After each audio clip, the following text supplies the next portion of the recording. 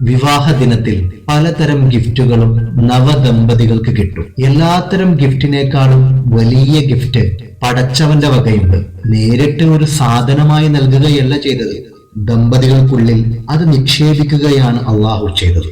മറ്റൊന്നുമല്ല കേട്ടോ, വജഅല ബൈനക്കും മവദ്ദത്തം വറഹ്മ, പ്രണയവും കാരുണ്യവുമാണത്. പടച്ചവൻ നൽകിയ ഈ ഗിഫ്റ്റിനെ എത്രമാത്രം ആസ്വദിച്ചുപയോഗിക്കുന്നോ അത്രമാത്രം ദാമ്പത്യ ജീവിതം മംഗളമായി മാറും.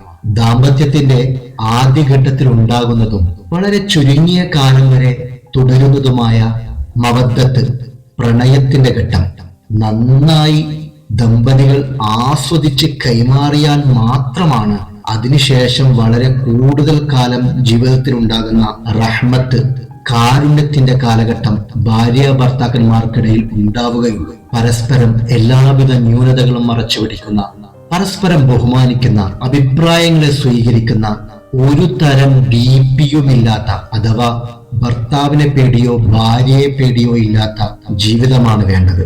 ഈ ജീവിതമാണ് മക്കളും ഭാവിയിൽ മാതാപിതാക്കളിൽ നിന്ന് കണ്ടു മാതൃകയാക്കേണ്ടത്. ഇങ്ങനെ ഒരു എക്സ്പീരിയൻസ് മക്കൾക്ക് ലഭിക്കാത്തത് കൊണ്ടാണ് പുതിയ തലമുറ വിവാഹ ജീവിതത്തോട് ഇഷ്ടക്കേട് കാണിക്കുന്നത്. എന്റെ വിവാഹ ദിനത്തിൽ എന്റെ ചെവിയിൽ ഒരു ഉപദേശം കിട്ടിയിരുന്നു, എന്റെ ഭാര്യയുടെ ചെവിയിലും കിട്ടിയിട്ടുണ്ടാകണം.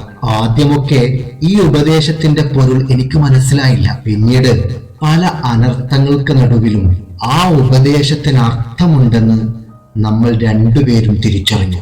നമ്മുടെ പല സുഹൃത്തുക്കൾക്കും അവരുടെ വിവാഹവേളയിൽ നമ്മൾ നൽകാറുള്ള പ്രധാന ഉപദേശവും അതാണ്, മറ്റൊന്നുമല്ല.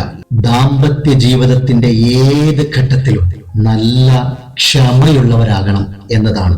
വർഷങ്ങൾക്ക് മുമ്പ് ഇതുപോലെ ഒരു റിപ്പബ്ലിക് ദിനത്തിലാണ് ആ ഒരു സുദിനം എനിക്കും ഉണ്ടായത്. അൽഹംദുലില്ലാഹ്, പടച്ചവന് സ്തുതി. പ്രണയത്തിന്റെയും കാരുണ്യത്തിന്റെയും ദിനങ്ങളെ നന്നായി ആസ്വദിച്ച് ജീവിക്കുവാൻ വേണ്ടി പ്രാർത്ഥിക്കുകയും പ്രവർത്തിക്കുകയും ചെയ്യുന്നു.